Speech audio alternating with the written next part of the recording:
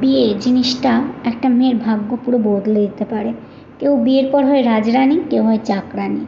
ওই যে কথাই আছে না, লাভ ম্যারেজ করে বিয়ে করলে জীবনে সুখে থাকা যায় না। এটা একদমই ভুল ভাই। ভাগ্যে তোমার যেটা আছে সেটাই হবে, সেটা লাভ ম্যারেজ হোক বা অ্যারেঞ্জ ম্যারেজ হোক।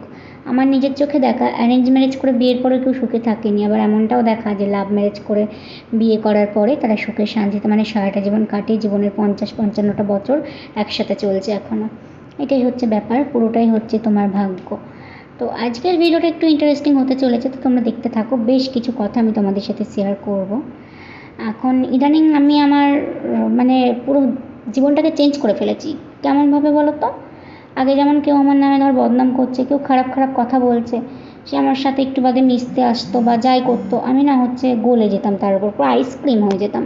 কিন্তু একদম না, এখন আমি জ্বলতে জ্বলতে গরম একটা সেই লোহার থেকে আরও শক্ত হয়ে গেছি। আগে যখন শুনতাম যে আমার নামে কেউ এরকম বলছে ওরকম বলছে, আমি ঘরের মধ্যে খুব কাঁদতাম খুব কাঁদতাম। কিন্তু না, কাঁদবো কেন? কিসের জন্য কাঁদবো? যারা আমাকে ভালোবাসে না, যারা আমার নামে সবসময় বাজে বলে, যারা সবসময় আমার ক্ষতি চায়, তাদের জন্য আমি কেন কাঁদবো?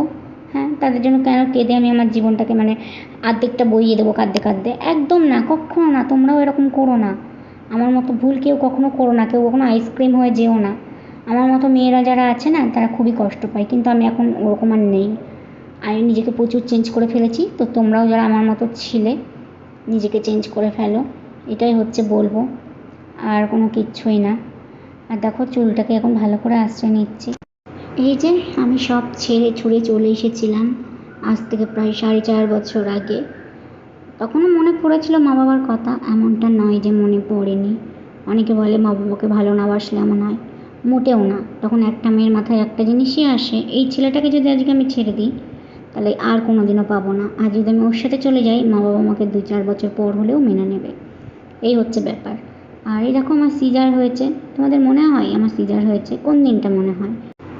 আমার নিজের চোখে দেখা আমার বান্ধবীদেরও বাচ্চা হয়েছে, তারা তাদের বাড়িতে কত হ্যাপি রয়েছে। তার কারণ তার মার কাছে রয়েছে, কত আদর যত্ন, তাদের কত ভালো থাকা প্রথম থেকে, একদম প্রেগনেন্সি শুরু থেকে। আর আমার অবস্থাটা, আমার খুব কষ্ট হয় মাঝে মাঝে যে আমি 2 দিন গিয়ে আমার বাড়িতেও থাকতে পারি না, এটাও করতে পারি না, বাড়িতেও যেতে পারি না। এগুলো ভেবে আমারও কষ্ট হয়। আর মাই তো করবেই যত্নগুলো, বলো? মা তো ভালোবাসবেই, ওরা ওদের মার কাছে রয়েছে, তাই কত ভালো রয়েছে, মা কত ভালোবাসবে। এ হচ্ছে ব্যাপার। তো এই কষ্টগুলো হয় মাঝে মাঝে, আর ভাবি না থাক, আমি নিজের লড়াইটা নিজেই লড়ে যাব। আমার ভাগ্যে হয়তো এটা ছিল, তাই কারণে এইটা রয়েছে। এই যে বিকেলবেলা হচ্ছে, এখন ভাত খাচ্ছি। ওই কুমড়ো সেদ্ধ দেওয়া হয়েছিল, ওইটার একটা কি সবজি করেছে, ওটা আমি নিইনি, তাই লেবু দিয়ে জল দিয়ে লবণ দিয়ে ভাতটা খাচ্ছি।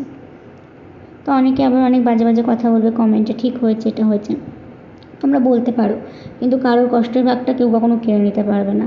আমি এতগুলো কষ্ট সহ্য করতে পেরেছি, আর সামান্য তোমাদের কমেন্ট, ওইটা আমাকে আর কোনো কষ্ট দেয় না। বিশ্বাস করো, জীবনে আমি যে কষ্টটা সহ্য করি বা যে কষ্ট সহ্য করে এসেছি, ওইটা তোমাদের ওই বাজে কমেন্টে আমাকে দিতে পারবে না সেই কষ্ট। তো তোমরা শুধু কমেন্ট করতে থাকো, আমি সেগুলো দেখতে থাকি। সত্যি মুসলিম ছেলেকে বিয়ে করে কি আমি ভুল করেছি? এটা তোমাদের কাছে আমি জানতে চাই, তোমরাই বলো। দেখো, ব্যাপারটা সেটা না। যদি দুজনাই হিন্দু হতাম বা দুজনাই মুসলিম হতাম, তাহলে হয়তো আজকে আমার বাড়ির থেকে মেনে নিত।